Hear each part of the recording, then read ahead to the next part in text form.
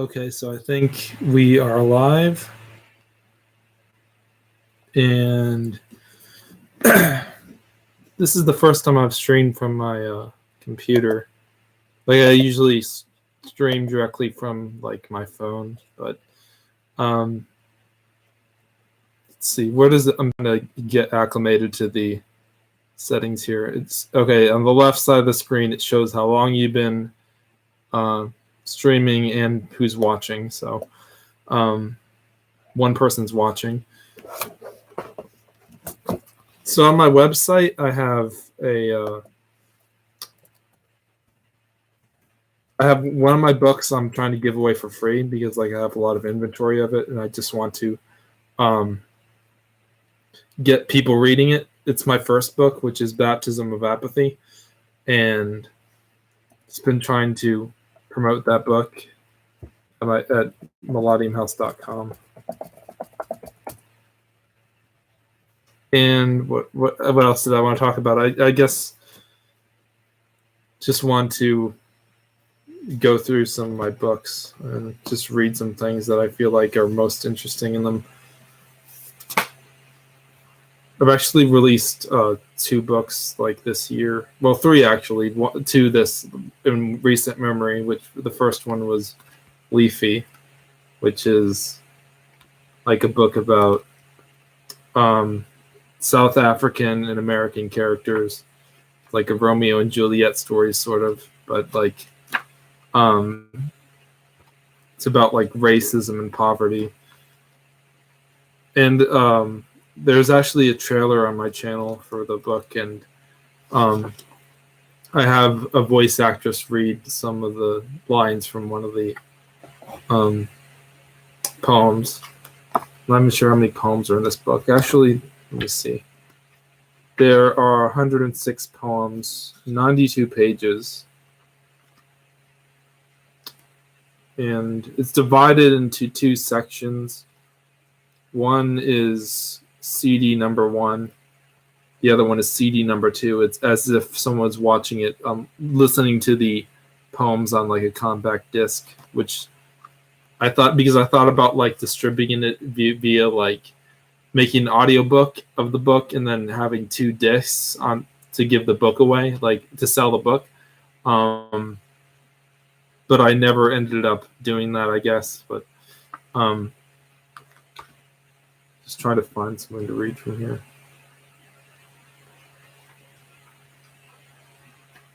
So the entire book is divided into, there's 2 sections, but within the sections, there's only every poem and every word in the book is spoken by one of 2 characters. One is Leafy, which is actually the Afrikaans word for lover, and the other character is the female character named Harmony.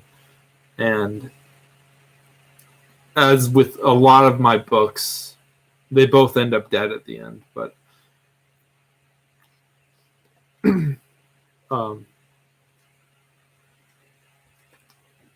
it's just like I don't even know why I keep doing that in my stories. I just have it's something about the finality of death that I like to write about, and how once someone is dead, like there's nothing after that. It's like let me see. So let me check my phone. So that one, it's already out. It's on my website, and the whole audiobook is on my channel. And then we have the next poem is the next poetry book, not poem. It's called the Last Poem. It's a sequel to Love Poems at the End of Our Lives. And it follows the character of there's 2 characters in Love Poems at the End of Our Lives. One is called Serenity, the other is called Pain. And Serenity is a character who was murdered on the last day of high school in the school shooting. And Love Poems at the End of Our Lives, it has this poem called the longest poem in the book. And that poem is one of my favorite poems I've ever written. It's basically this long poem from the perspective of Serenity, talking about how she feels about the world and how her thoughts about these heavy subjects like death and religion. And it really, a lot of the things she says in that poem get contradicted at the end of the book. Because she didn't really have much hope for her actions affecting the rest of the world, but then there's this glimmer of hope at the end saying that everything she said was wrong, and that because of her acts of kindness in her life, they had an effect on the rest of the world and had like a permanent effect on the world. Just want to read from, yeah, this is my current draft of the last poem. Even though the book is finished, I just need to get the books mailed to me, which I've already ordered them, but they should be at my place like pretty soon. Let's see. Just gonna read. There's no introduction at all to this book. It's just one long poem, which is 92 pages long.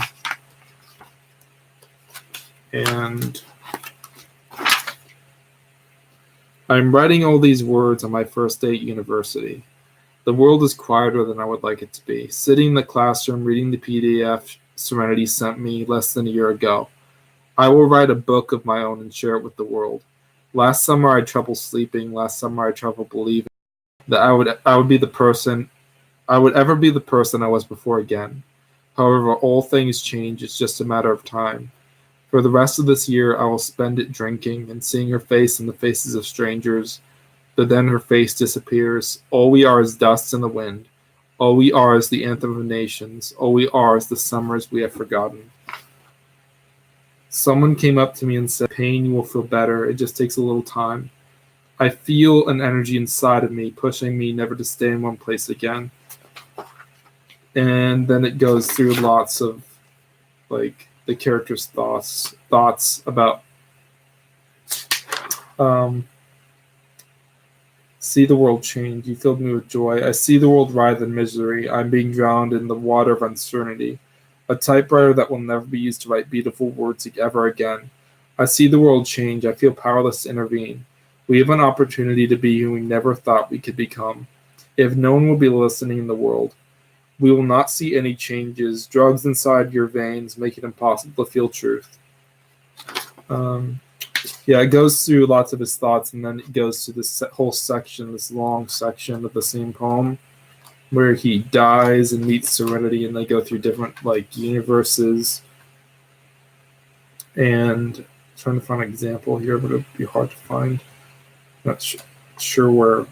Because this book is really hard to navigate because it's all one section.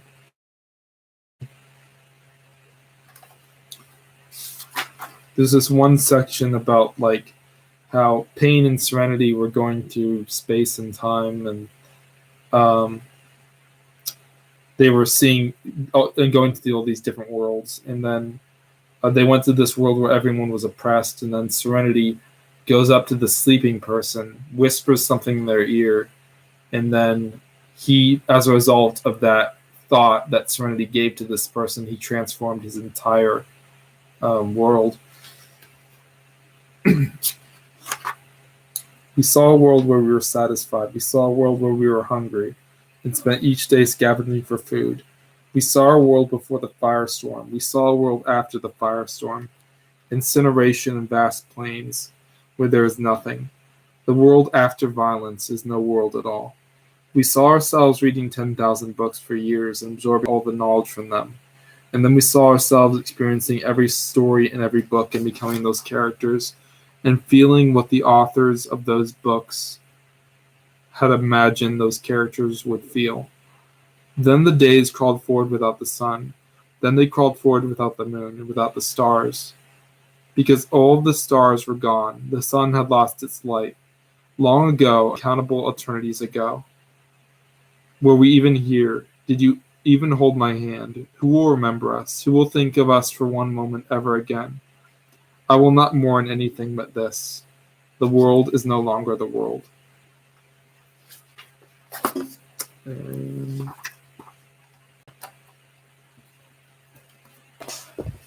And yeah, that's all I wanted to. That's pretty much what I wanted to talk about with my. Got a new book out, 2 new books out, and the other thing I want to say is that. Oh, did my video stutter a second? Okay. The other thing I wanted to say is that it seems that YouTube is pretty much the only competitor for like video sharing, which is a bad thing because of how important free speech is in the world, and how easy, if you get kicked off the platform, then you really don't have a opportunity to voice your opinions on certain things, like in a way, in the video format. But it's like one company buys up everything and then sets rules around everything that would prevent people from expressing the rights that they have, which is kind of like a touchy issue because YouTube is not the government, but it's owned so much. I mean, Google owns so much of the advertising space on the internet. And I'm bringing this up because a lot of people have been, like, including this YouTuber Monkey Jones, which is a not political, but like a satirist on YouTube. He was recently banned for hate speech when I don't even think like he violated the terms of service of YouTube. And all of his stuff got deleted from YouTube, and he can't join or make any new accounts again. And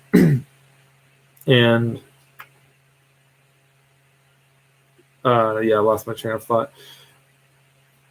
But and there's no valid competitor to YouTube, which is why if you get kicked off this platform, there's not really anywhere else to go. Like there's Vimeo, I think, BitChute, but like they don't have the same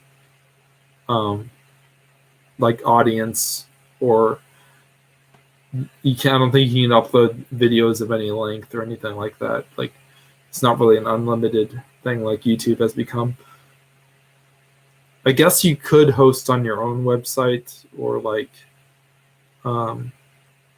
host your files on your own server and have them downloaded. But even like Google Drive has a limit to how many downloads you can have, or like Dropbox.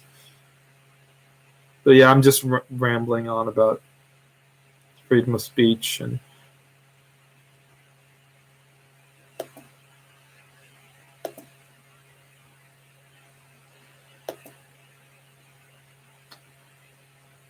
I don't really have much else to say. I think I'm probably going to end the stream pretty soon. One viewer.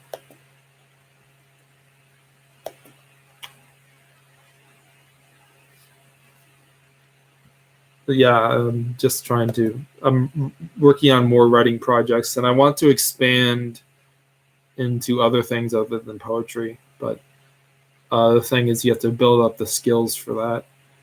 And it's a whole different skill set to do fiction or nonfiction or anything else. So I'm going to end the stream in about 30 seconds.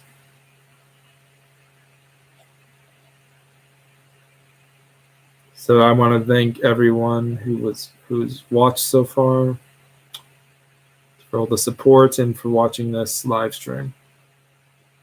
So I'm going to say goodbye. Bye.